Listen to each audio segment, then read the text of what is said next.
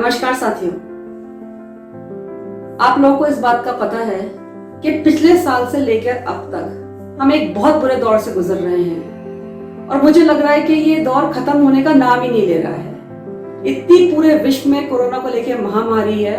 हाँ, मैं मानती हूँ कि ये कोरोना बहुत कम हुआ है पहले से और ये ग्राफ गिरा है, इतनी ज्यादा नहीं है जो पहले थी। लेकिन आप ये मान के चलें कि इसके संग संग जो दूसरी बीमारियां हमको सुनाई दे रही हैं आजकल, जैसे आप लोगों को पता है कि ब्लैक फंगस के बारे में, ये भी एक बहुत बड़ी महामारी के रूप में सामने आ रही है। जगह जगह सुनने को मिल रहा है कि कोरोना होने के बाद जिन लोगों को कोरोना हुआ है वो ब्लैक फंगस के शिकार हो रहे हैं और कई मौतें भी इसके कारण हुई है, ऐसे आंकड़े सामने आए हैं। तो मैं आज आप लोगों से ये कहना चाहूंगी कि डरने की बात नहीं है। व्यवस्थाएं, सरकार की व्यवस्थाएं, जो प्रोटोकॉल है सरकार का, वो पूरी तरीके से सरकार हमारे साथ है और उसकी दवाइयां भी हैं। लेकिन हम लोगों को किस तरीके से अपने आप को ब्लैक फंगस से बचाना है और कौन कौन से ऐसे इंस्ट्रक्शंस हैं जो डॉक्टर के माध्यम से हमको मिलेंगे, तो मैं आज आप लोगों के बीच में शहर के एक ENT के वरिष्ठ डॉक्टर राजकुमार जी जैन जी को लेके आई हूँ। वो बताएंगे आप लोगों को ब्लैक फंगस के बारे में कि किस तरीके से ब्लैक फंगस से हमें बचना है और कौन कौन से दवाइयां लेनी है उसको लेकर। नमस्कार, मैं डॉक्टर राजकुमार जैन, सीनियर प्रोफेसर, नाक कान गला रोग विभाग, MBS अस्पताल में कार्यरत हूँ। गवर्नमेंट मेडिकल कॉलेज कोटा के अंतर्गत आता है ये अस्पताल। मैं साथियों आज आपको कुछ ब्लैक फंगस जो म्यूकोरमाइकोसिस नामक बीमारी है जो आजकल बहुत ज़्यादा फैल रही है, इसके बारे में कुछ बताना चाहता हूँ। इसके बारे में कुछ जानकारी आपसे साझा करना चाहता हूँ। सबसे पहले तो मैं आपको ये बताना चाहता हूँ कि ब्लैक फंगस होने के पीछे कारण क्या है। पिछली वेव में तो कोई हुआ नहीं, ये सब कारण अभी तक संभावित है, कोई क्लियर कट कारण अभी तक पता नहीं चला है। और जो सबसे बड़ा कारण जो सामने नजर आया है, पहला तो ये पोस्ट कोविड है, मतलब कोरोना होने के बाद होता है ये। काफ़ी सारे पेशेंट्स में, बल्कि ज़्यादातर पेशेंट्स में, कोरोना के बाद वाले पेशेंट्स में ब्लैक फंगस पाई गई है। दूसरा जो कारण है, जो सबसे महत्वपूर्ण कारण है, वो है स्टेरॉइड का बहुत ज़्यादा इस्तेमाल। हालांकि ये साइंटिफिकली प्रूवन नहीं है, क्योंकि स्टेरॉइड पहले भी इस्तेमाल होता था, आज भी इस्तेमाल हो रहा है, लेकिन इससे अभी क्यों केसेस बढ़ रहे हैं इसलिए कुछ कह नहीं सकते हम, इसलिए हम कुछ कह नहीं सकते उसके बारे में, ये पक्के तौर पे कुछ नहीं कहा जा सकता। तीसरा जो हमने सब केसेस में देखा है, डायबिटीज़ बहुत बहुत बहुत बड़ा कल्प्रिट है इस केस में, क्योंकि जितने भी पेशेंट शुगर के हैं उनमें रोग प्रतिरोधक क्षमता कम हो जाती है, किसी भी इन्फेक्शन से लड़ने की क्षमता चली जाती है। तो इसलिए डायबिटीज़ वाले पेशेंट्स को ये खतरा बहुत है। ये 3 कॉमन फाइंडिंग है, जिनके एक तो कोविड हुआ है, जिनके डायबिटीज़ है और जिनको शुगर की बीमारी मतलब साथ में है। चौथा कारण जो आजकल लग रहा है कि बीच में ऑक्सीजन की शॉर्टेज थी, आप सब लोगों ने पढ़ा था और मरीजों को ऑक्सीजन बहुत लग रही थी। पहले हम मेडिकल ऑक्सीजन काम में लेते थे जो प्योरीफाइड होती थी, अभी बीच में इंडस्ट्रियल ऑक्सीजन या जो भी अपन कमर्शियल ऑक्सीजन वो सब भी काम में ले रहे थे। ये साइंटिफिकली प्रूवन अभी तक कुछ भी नहीं हुआ है, पर ये संभावित कारण हमको लग रहा है। 5वां कारण हमको लग रहा है जो नमी का कारण है।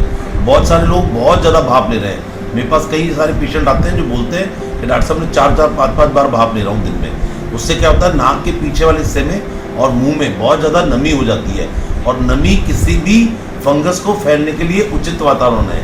फंगस की बीमारी नमी के वातावरण में बहुत ज़्यादा होती है। तो ये मेरे हिसाब से कुछ कारण है। एक बहुत बड़ा कारण हो रहा है फेस मास्क का। लोग बाग एक ही फेस मास्क को 4-4, 5-5 दिन पहन रहे हैं, तो वो गंदा हो जाता है, उसमें जो इन्फेक्शन रहता है वो आपको फिर कैच करता है। तो मेरा आप सबसे निवेदन है कि डेली एक फेस मास्क इस्तेमाल करें, और नहीं तो उसी इस फेस मास्क को धो के फिर काम में ले लें। अब मैं इसके कुछ आपको उसके बताना चाहता हूँ कि इसके पहचान के लक्षण क्या है, ताकि आप लोग जल्दी से पहचानें और जल्दी से इसके बारे में कुछ जानकारी डॉक्टर के पास जा पाए। सबसे पहला तो होता है नाक का बिल्कुल बंद होना या नाक ब्लॉक होना। दूसरा कारण होता है नाक के आसपास दर्द होना या चमड़ी का सुन्न हो जाना। तीसरा कारण होता है मैक्सिलरी एरिया या जिसको बोलते हैं गाल की चमड़ी, उसका सुन्न हो जाना। चौथा दांत में दर्द। दांत में दर्द बहुत सारी बीमारी में होता है, तो इसलिए हर दांत के दर्द वाला ये नहीं सोचे कि यार मेरे ब्लैक फंगस तो नहीं हो गया। पांचवा दांत के ऊपर के हिस्से में या जबाड़े में सुन्नता आ जाना, सुन्नता हो जाना। और उसके अलावा है धीरे धीरे फिर ये आंखों को इन्वॉल्व करने लग जाता है, तो आंखों में लालपन रहना, सूजन आ जाना या आंख का फूल के भारी हो जाना, जिसको हम प्रोक्टोसिस भी कहते हैं, जिसमें आईबॉल बाहर तक निकल जाती है। और होता है टोसिस, फिर धीरे धीरे दिमाग तक बीमारी पहुंच जाती है, तो लकवा की शिकायत या कोमा में पेशेंट चला जाता है। ये सब इसके कुछ संभावित कारण वो है लक्षण जिनको आपको पहचानना चाहिए अर्ली स्टेज में। इसकी हम पहचान कैसे करते हैं? पहचान हम इसके सीटी स्कैन या एमआरआई से करवाते हैं। सीटी स्कैन और एमआरआई इसलिए जरूरी है ताकि इनसे हमको ये मालूम पड़े कि ब्लैक फंगस नामक बीमारी कहाँ कहाँ फैल चुकी है और उसके ऑपरेशन करने में हमको आसानी रहे। एक हम केओएच में फंगस का वो भी लेते हैं, केओएच में माउंट करा के, तो उससे भी फंगस का मालूम पड़ जाता है कि ये वास्तव में म्यूकोरमाइकोसिस ही है क्या। अब मैं साथियों आपको बताना चाहता हूँ कि कुछ बचाव के उपाय जिनसे आप बचाव कर सकते हैं।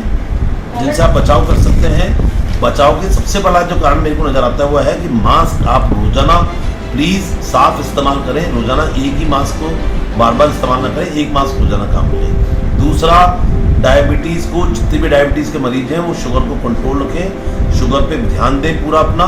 शुगर जितनी ज़्यादा कंट्रोल रहेगी, शरीर की रोग प्रतिरोधक क्षमता उतनी अच्छी रहेगी और शरीर किसी भी बीमारी से लड़ पाएगा।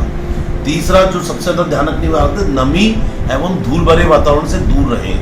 बहुत ज़्यादा एसी में ना रहें, थोड़ा सा नमी वाला वातावरण कम हो वहाँ रहें, और धूल भरे वातावरण में भी इसके बैक्टीरिया स्पोर्स पड़े रहते हैं तो फैलने का खतरा रहता है। तो साफ स्वच्छ वातावरण में रहें जहाँ हवादार हो, धूपदार हो, नमी वाले वातावरण में ना रहें। यदि आपको ऑक्सीजन चल रही है किसी भी तरह की पेशेंट को, तो थोड़ा मास्क की साफ सफाई का ध्यान, और वो जो उसमें पानी डलता है जिसके थ्रू ह्यूमिडिफाइड करते हैं उसको, ऑक्सीजन को, उसको आरओ वाटर से करें या फिर उसकी साफ सफाई का ध्यान रखें, पानी बार बार चेंज होता रहे। ये इसके कुछ बचाव के वो है। और थोड़ा सा ये ध्यान रखें, आप बार बार कह रहा हूँ, शुगर का विशेष ध्यान रखें। और कुरान में जो लगातार 4-4, 5-5 बार भाप ले लें वो आप बंद करें।